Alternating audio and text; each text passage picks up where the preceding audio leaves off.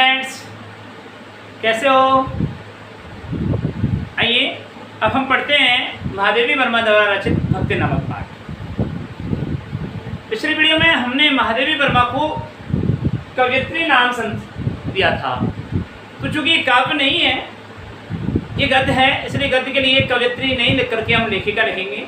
तो मैंने आपको जो साहित्यिक जीवन परिचय का बताया था वह कवयित्री नहीं करके लेखिका कर लेना है, ठीक है? तो उनके जीवन के बारे में हम पिछले वीडियो में पढ़ चुके हैं। संसार के मानव समुदाय में वही व्यक्ति स्थान और सम्मान पाता है, वही जीवित कहा जाता है जिसके हृदय में और मस्तिष्क ने समुचित विकास प्राप्त कर लिया है। तो आप ध्यान से सुन लीजिए, पहले तो ब्रॉड माइंडेड बनिए, है ना, और हृदय में पूरी तरह से सहृदयता की भावना उत्पन्न कीजिए, भाईचारे की भावना। ये नहीं कि फला जाति का, ये मैं इस जाति का, वो उस जाति का, ईर्ष्या की प्रकृति, वो उस धर्म का, ये इस धर्म का, ईर्ष्या की प्रकृति, ये ऐसी भावना हमारे हृदय में नहीं होनी चाहिए। ब्रॉड माइंडेड वही होता है जिसका मानव मस्तिष्क क्या होता है, वही व्यक्ति सम्मान प्राप्त करता है जिसका मानव मस्तिष्क और हृदय समुचित यानी उचित रूप से विकसित हो चुका होता है, और जो अपने व्यक्तित्व द्वारा मनुष्य समाज से रागात्मक के अतिरिक्त भौतिक संबंध भी स्थापित कर सकने में समर्थ है। राग यानी प्रेम भावना हृदय में होती ही है, लेकिन उसके साथ साथ बुद्धि स्तर भी आपका बड़ा होना चाहिए, और बौद्धिक भावना आपकी जब बड़ी होगी तो कलुषता आपके मन में बिल्कुल भी नहीं आता है। साहित्य प्रेमी और समाज सेवी दोनों रूपों में महादेवी वर्मा की प्रतिष्ठा रही है। साहित्य प्रेमी थी और समाज की इन्होंने सेवा की, यहाँ तक कि प्रकृति प्रेमी भी थी। विभिन्न प्रकार के पशु पक्षी और जानवर इन्होंने पाल रखे थे, अनेक अनेक इनके नौकर चाकर थे, और इन्होंने एक हॉस्टल खोल रखा था जिसको नारी निकेतन कहा जाता था, और उसमें महिला छात्रावास था, लड़कियों का छात्रावास था, लड़कियां सैकड़ों लड़कियां उसमें पढ़ने आया था, यानी रहती थी, वही भोजन बनता था, पढ़ती थी। ये प्रोफेसर थी पेशे से। महात्मा गांधी की राह पर अपना जीवन समर्पित कर उन्होंने शिक्षा और समाज कल्याण के लिए निरंतर कार्य किया। नारी समाज में शिक्षा प्रसार के उद्देश्य से उन्होंने प्रयाग महिला विद्यापीठ की स्थापना की। साहित्य जगत में महादेवी वर्मा की प्रतिष्ठा बहुमुखी की प्रतिभा के रचनाकार के रूप में रही।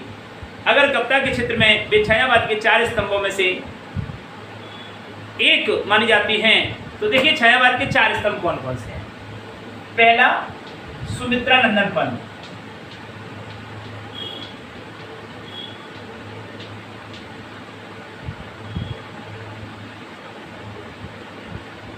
क्या है?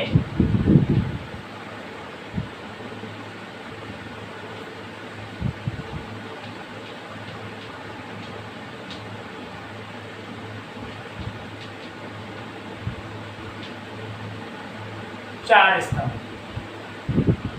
अव्वल पहला सुमित्रानंदन पंत, दूसरा सूर्यकांत त्रिपाठी निराला,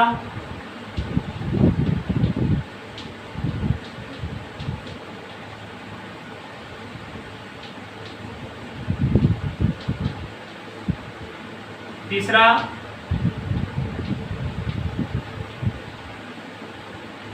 जयशंकर प्रसाद,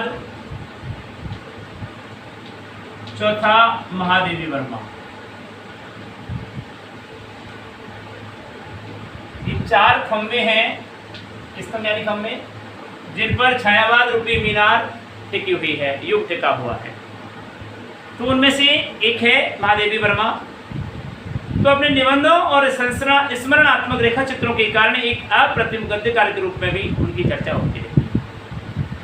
कविता और गद्य इन दोनों क्षेत्रों में उनकी प्रतिभा अलग अलग स्वभाव लेकर सक्रिय हुई दिखाई देती है, अर्थात ये कवियत्री भी थी और लेखिका भी थी, गद्यकार भी थी।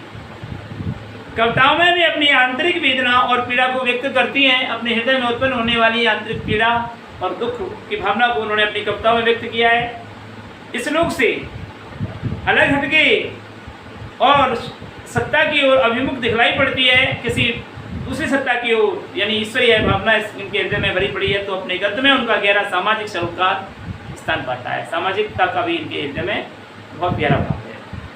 उनकी श्रृंखला की कड़ियाँ 1942 में प्रकाशित हुई उस समय की अद्वितीय रचनाएं जो हिंदी में स्त्री विमर्श की भव्य प्रस्तावना प्रस्तुत करती हैं। इनके संरचनात्मक लेखा चित्र अपने आसपास के ऐसे चरित्रों और प्रसंगों को लेकर लिखे गए हैं जिनकी साधारणतया हमारा ध्यान खींच पाती, लेकिन महादेवी जी की हृदय को स्पर्श करने वाली और करुणामयी दृष्टि उन चरित्रों की साधारणता में असाधारण तत्वों को स्तंदान करती हैं, यानी साधारण लोगों में भी असाधारण बात को ढूंढ लेती है। इस तरह समाज के शोषित पीड़ित तबके को उन्होंने अपनी गद्य रचनाओं के नायकत्व प्रदान किया। उनके इस प्रयास ने हिंदी के साहित्यिक समाज पर ऐसा गहरा असर डाला कि संस्मरणात्मक रेखा चित्र की विधा के लिए शोषित पीड़ित आम जन को विषय वस्तु के रूप में मान्यता मिल गई और ज़्यादातर लेखक उन्हीं के बारे में लिखा करते। भक्तिन महादेवी जी का प्रसिद्ध संस्मरणात्मक रेखा चित्र है समस्मरणात्मक, अर्थात भली भांति स्मृति के आधार पर लिखा गया लेख जो स्मृति की रेखाओं में संकलित है। इसमें महादेवी जी ने अपनी सेविका भक्तिन के अतीत यानी भूतकाल का और वर्तमान का परिचय देते हुए उनके व्यक्तित्व का बहुत मजेदार खाका प्रस्तुत किया है। महादेवी के घर में काम शुरू करने से पहले उसने कैसे एक संघर्ष किया, स्वाभिमानी बनी और कर्मठ जीवन जिया और कैसे पितृसत्तात्मक मान्यताओं और छल छद्म कपट भरे भाव से विरचित न होते हुए अपनी बेटियों का हक भी प्राप्त करने के लिए ये लड़ती रही और इन्होंने लड़ाई प्राप्त की और हार कर कैसे जिंदगी की राह पूरी तरह बदल लेने का निर्णय इन्होंने किया। इनका अत्यंत संवेदनशील चित्रण इस पाठ में हुआ है। इसके साथ भक्तिन महादेवी जी के जीवन में आकर छा जाने वाली एक ऐसी परिस्थिति के रूप में दिखलाई पड़ती है जिसके कारण लेखिका के व्यक्तित्व के कई अनछुए स्पर्श किए हुए आयाम उद्घाटित होते हैं। इसी कारण अपने व्यक्तित्व का जरूरी अंश मानकर वे भक्तिन को खोना नहीं चाहती। संपूर्ण इस पाठ को परिस्थितिवश अक्खड़ बनी समग्रतः यानी संपूर्ण रूप से इस पाठ में परिस्थितिवश अक्खड़ बनी पर महादेवी के प्रति अनमोल आत्मीयता से भरी हुई भक्तिन के बहाने स्त्री की आबरू, इज्जत, अस्मिता की संघर्षपूर्ण आवाज़ के रूप में भी इसको हम पढ़ सकते हैं। ये पाठ बहुत ही शानदार है जो हमारी सामाजिकता में समाज में स्त्री पर किस प्रकार भीषण अत्याचार हो रहा है उसको भेद दृष्टि से देखा जाता है। ये लोगों में जो आपको दिखाई दे रहा है ये भक्तिन का फोटो है, तो देख लीजिए भक्तिन कैसी थी।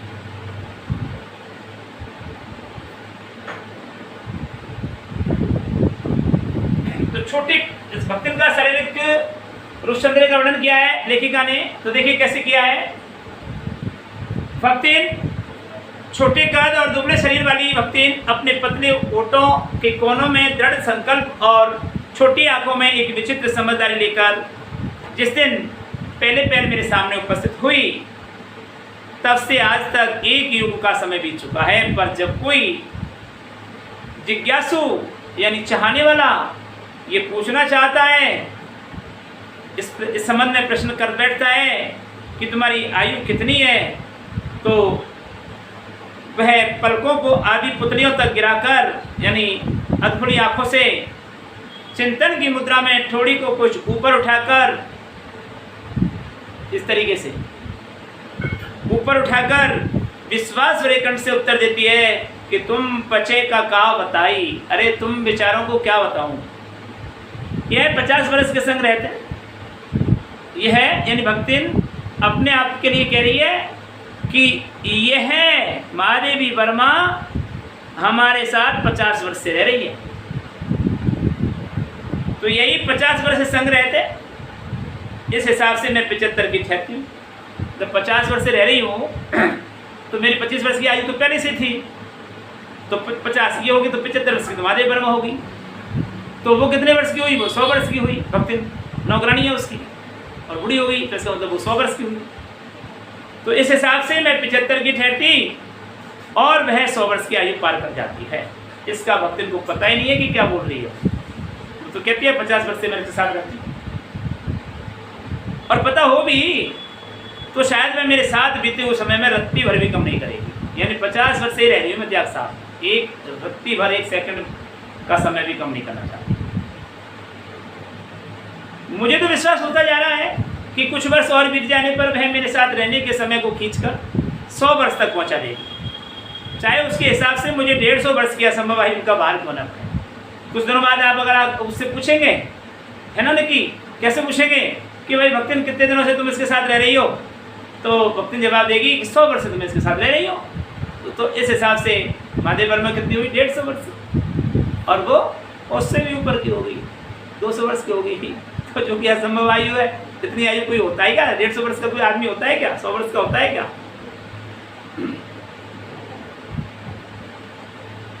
सेवक धर्म में हनुमान जी से स्पर्धा करने वाली, प्रश्न बनता है कि सेवक धर्म में हनुमान जी से स्पर्धा करने वाली भक्तिन किसी अंजना की पुत्री न होकर एक अनाम धन्या गोपालिका की कन्या है। पंक्ति का आशय स्पष्ट कीजिए। तो जिस प्रकार सेवकों के रूप में हनुमान जी की चर्चाएं विश्व भर में युगों युगों से छाई हुई है कि सेवक हो तो हनुमान जी जैसा हो। राम का अनन्य भक्त से माता सीता का अनन्य सेवक कौन था? हनुमान। तो हनुमान जी से भी होड़ करने को आतुर है कौन? भक्तिन। तो लेखिका कहती है कि सेवक धर्म में हनुमान जी से होड़ करने वाली भक्तिन किसी अंजना की पुत्री नहीं है। अरे वह तो एक अनाम धन्य, फेमस नहीं है, एक ग्वाले की कन्या है, अर्थात एक मध्यम वर्गीय ग्वाले की कन्या है। नाम है लक्ष्मीन। क्या नाम है उसका? लक्ष्मीन, अर्थात लक्ष्मी। पर जैसे मेरे नाम की विशालता मेरे लिए दुर्वह है, अर्थात बहन करने योग्य नहीं है। क्या नाम है लेखिका का? महादेवी। और महादेवी किसका नाम है? माता पार्वती का। तो महान देवी, महान है जो देवी वह है महादेवी। तो ऐसे ही लक्ष्मी धन की रानी, अर्थात धन की मालिकिन लक्ष्मी। कौन है धन की मालिकिन?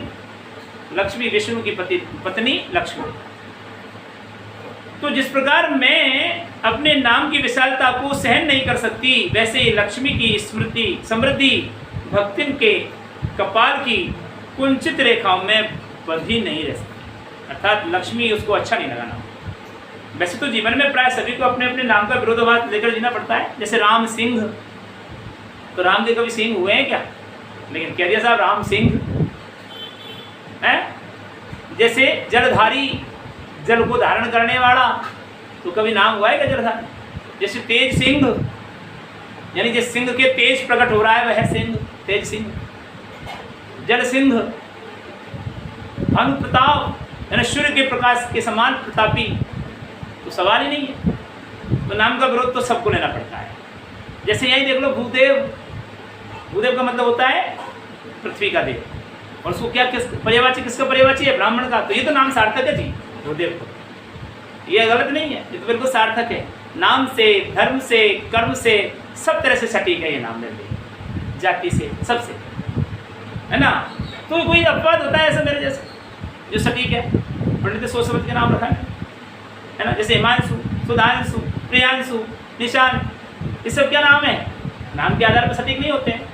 हिमांशु का मतलब होता है बिल्कुल ठंडा चंद्रमा, लेकिन उसको तो गुस्सा आता है। सुधांशु का मतलब भी वही चंद्रमा, लेकिन उसको तो गुस्सा आता है। निशांत का मतलब पूरी तरह से बिल्कुल शांत रहना, लेकिन नहीं है, वो तो उछल कूद ज़्यादा करता है, गुस्सा करता है। तो ये सब नाम के विरोधाभास प्रकट कर रहे हैं अपना, ठीक है। तो जैसे नाम का विशालता मेरे लिए दुर्वह है, वैसे लक्ष्मी की समृद्धि भक्तन के कपाल की कुंचित रेखाओं में बंध नहीं सकी, अर्थात लक्ष्मी नाम उसको उचित नहीं लगा। वैसे तो जीवन में प्राय सभी को अपने अपने नाम का विरोधाभास लेना पड़ता है, पर भक्तिन बहुत समझदार है, क्योंकि वह अपना संपत्ति सूचक नाम किसी को नहीं बताती। प्रश्न बनता है कि भक्तिन बहुत समझदार है, कैसे स्पष्ट कीजिए। तो लेखिका कहती है कि भक्तिन बहुत समझदार है, वह अपना समृद्धि सूचक नाम लक्ष्मी किसी को नहीं बताती। केवल जब नौकरी की खोज में वह मेरे पास आई, तब ईमानदारी का परिचय उन्होंने दिया और सारी घटनाक्रम उसने बता दिया कि मेरा नाम लक्ष्मी है, पर आप किसी से कहेंगे नहीं, और आप भी इस नाम को लेकर नहीं पुकारेंगे, पर इस प्रार्थना के साथ कि मैं कभी इस नाम का प्रयोग नहीं करूँ। उपनाम रखने की प्रतिभा होती तो सबसे पहले उसका प्रयोग अपने ऊपर करती, महादेवी का नाम बदल करके कुछ और रख लेती अगर दूसरा नाम रखने की परंपरा होती। इस तथ्य को वह देहातिन, वह गांव की महिला बेचारी क्या जाने। इसी से जब मैंने उसकी कंठी माला देखकर उसका नया नामकरण किया कि वह भक्तिन जैसे कवित्वहीन नाम को पाकर भी गदगद हो गई। अब प्रश्न बनता है कि भक्तिन का वास्तविक नाम क्या था और वह उसे किसने दिया, वह कौन सा वास्तविक नाम। तो आप लिखेंगे भक्तिन का वास्तविक नाम लक्ष्मण या लक्ष्मा था, वह नाम उसे उसके माता पिता ने प्रदान किया। दूसरा प्रश्न बनता है भक्तिन का वास्तविक नाम क्या था और उसे भक्तिन नाम किसने दिया। तो आप लिखेंगे भक्तिन का वास्तविक नाम लक्ष्मण या लक्ष्मी था और उसे भक्तिन नामक नाम महादेवी वर्मा ने दिया क्योंकि उसने कंठी माला धारण की हुई थी और भक्तों की भांति वेशभूषा थी, इस कारण उसे भक्तिन नाम प्रदान किया गया। तो ये प्रश्न है, इस नाम को पाकर वह प्रसन्न हो गई। भक्तिन के जीवन का इतिवृत्त बिना जाने हुए उसके स्वभाव को पूर्णतः क्या अंशतः समझना भी कठिन होता। वह ऐतिहासिक झूसी नामक गांव में एक प्रसिद्ध पहलवान की बेटी, सूरमा यानी पहलवान की बेटी इकलौती बेटी थी, बल्कि एक सौतेली माँ होती है ना, वे माता जिसको कहते हैं सौतेली माँ, यानी माँ मर जाती है तब दूसरी माँ आ जाती है और वह अपने पहले वाली माँ के सब बेटों बेटियों से कैसा अत्याचार करती है, कैसा बुरा व्यवहार करती है, उसको कहते हैं विमाता। तो इकलौती बेटी नहीं थी ना सूरमा की, बल्कि विमाता की किंवदंती बन जाने वाली ममता की छाया में भी पली है। वह विमाता जब आई, सौतेली माँ जब आई, उस सौतेली माँ कही जाने वाली सौतेली माता की ममता की छाया में भी बेचारी पड़ी है। अर्थात व्यंग है यहाँ पर कि सौतेली माँ ने भी उसको क्या नहीं दिया, सहारा नहीं दिया और सौतेली माँ ने उसके साथ बुरा व्यवहार किया। यहाँ पर व्यंग का भाव है। कैसे व्यवहार किया कि 5 वर्ष की अवस्था में भक्तिन का विवाह हंडिया गांव के एक संपन्न ग्वाले की सबसे छोटी पुत्र वधू बन करके पिता ने क्या कर दिया, शास्त्र से 2 कदम आगे नाम दिया। कहते हैं ना, कन्या का कन्यादान करना बहुत बड़ा पुण्य होता है, शास्त्रों में कहा गया है। लेकिन कब करें, समय आने पर। 13 वर्ष की अवस्था से पहले कन्या का विवाह कभी नहीं करना चाहिए, प्राचीन काल में ऐसा नियम था और अब तो 18 वर्ष की अवस्था कर दी कानूनन। तो जो अपनी कन्या का कन्यादान कर देता है वह बड़ा भाग्यशाली माना जाता है, पुराणों में ऐसा बताया गया है। तो उसके पिताजी ने क्या किया, उसको 5 वर्ष की अवस्था में ही पड़ोसी गांव में हंडिया, उस हंडिया गांव में एक बहुत धनवान अच्छा संपन्न परिवार है ग्वालों का, उस ग्वाले की सबसे छोटी पुत्र वधू के रूप में 3 बेटे थे उसके, तीसरी बहू के रूप में उसका विवाह कर दिया। और पिताजी ने शास्त्र से 2 कदम आगे बढ़कर कि वाह, उसने 5 वर्ष की अवस्था में विवाह कर दिया। क्या किया, ख्याति प्राप्त कर ली, प्रसिद्धि प्राप्त कर ली। और देखो 9 वर्ष की अवस्था में उसका गौना कर दिया, यानी सेकंड मैरिज जिसको कहते हो आप, गौना कर दी करके वे माता ने बिना मांगे पराया धन लौटाने का महाजन का पुण्य नहीं दिया। कहले भाई तेरा पराया धन है, बेटी तो पराया धन हो गया, तू या ले जा। और उस सौतेली माता ने उसका 9 वर्ष की अवस्था में गौना कर दिया। अब बताओ 9 वर्ष की बालिका बेचारी क्या गर्भग्रस्ती के जीवन को संभाले। लेकिन प्राचीन काल में हमारा देश इसलिए तो गत में जाता रहा क्योंकि अशिक्षा थी। पिता का उस पर बहुत बड़ा प्रेम होने के कारण स्वभावतः ईर्ष्यालु और संपत्ति की रक्षा में सतर्क विमाता ने उनके मरणांतक रोग का समाचार तब भेजा। अब देख लो, पिताजी बीमार पड़ गए, मरणासन्न स्थिति में आ गए, उनको बीमारी हो गई, लेकिन उसकी लाडली पुत्री को कोई समाचार नहीं दिया गया। अब पिताजी मर गए लेकिन लाडली पुत्री को कोई समाचार नहीं दिया गया। अब पिताजी का दाह संस्कार हो गया। बहुत दिनों बाद उसकी सास को खबर पहुंचाई गई कि भक्तिन की पिताजी मर चुके हैं। सास ने इसलिए भक्तिन से नहीं कहा कि रोना पीटना धोना मचा देगी और घर में अपशकुन हो जाएगा, इसलिए उसने सारा जेवर उसको दिया और कहा कि ले बेटी पेन जेवर और अपने घर मिल के आ, चली जा, अपनी पियर चली जा। साथ भक्तिन को बड़ा आश्चर्य हुआ कि सास ने कभी जेवर नहीं दिया, आप जेवर दे करके कह लिया पेड़ मिलके चले, कोई ना कोई दाल में काढ़ है।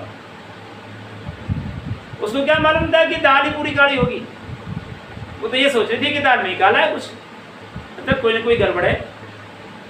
तो इस भावना से वह क्या कर रही थी, वह पिता का उस पर अगाध प्रेम होने के कारण स्वभाव से ईर्ष्यालु और संपत्ति की रक्षा में सतर्क उस सौतेली माँ ने उनके मरणांतक रोग का समाचार तब भेजा जब वह मृत्यु की सूचना भी बन चुका था।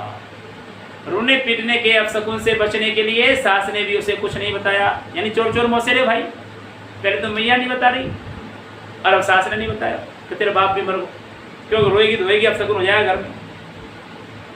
बहुत दिन से पियर नहीं गई, सो जाकर देखा, सास बोली कुछ दिनों बाद कि ले बहू तू बहुत दिन से अपने पियर नहीं गई, तो जाकर देखा। यही कहकर और पहना उड़ाकर सास ने उसे विदा कर दिया। ले खूब पहनाया, अब बताओ इधर तो बाप मर गया, इधर सर धस करके भक्ति वहां जा रही है, तो वो लोग गाली देंगे ना उसको। इस अप्रत्याशित अनुग्रह ने उसके पैरों में तो पंख लगा दिए। अब बिना बुलाए, बिना मतलब लिवाए और सास भेज रही है पियर, तो ऐसी कौन सी नववधू होगी जो अपने पियर के लिए जाने के लिए इच्छुक नहीं होती, और वो भी सास की इच्छा से, और वो भी बिना बुलाए। तो उसके तो मानो पैरों में पंख लग गए यार, दौड़ी दौड़ी चली गई। पड़ोसी गांव था, पैदल चल दी। अब जब भी गांव तक की सीमा में पहुंची तो वे सारे पंख उड़ गए, उसके जड़ गए सब। कैसे? लोग ताना मारने लगे, हाय लक्ष्मण अब आइए, अरे लक्ष्मण अब आइए। ऐसी पुनरावृत्तियां बार बार ऐसे स्पष्ट शब्द उसको सुनाई देने लगे और सहानुभूतिपूर्ण दृष्टि उसको घर तक ठेल दी और उसको घर पहुंचा दी। घर पहुंच गई वो, पर भान में पिता का चिन्ह शेष था, कोई निशान नहीं पिता का, और न विमाता के व्यवहार में शिष्टाचार का लेस था, और न ही अब सौतेली माँ के व्यवहार में कोई अच्छी बात थी, क्योंकि उसको धन चाहिए बाबू, तो नाम करवा लिया पहले ही बने। अगर भक्तिन को सूचना दे देते तो नाम नहीं करवाती भक्तिन, इसलिए दुख से शिथिल और अपमान से जलती हुई वह उस घर में पानी भी पिए बिना उल्टे पैरों ससुराल लौट पड़ी। सास को खरी खोटी सुनाई, निपुती सौत जाने कहीं कहीं सास से गाड़ी दी और विमाता पर आया हुआ क्रोध शांत किया सास, और पति के ऊपर घेने फेंक फेंक कर उसने पिता के चिर बिछो की मनोपिता व्यक्त कर दी कि देख थारी मैया ने भी नहीं कही और हमारी मैया ने भी नहीं कही, और हमारा पिता मर गया और कोई सूचना हमें नहीं दी गई।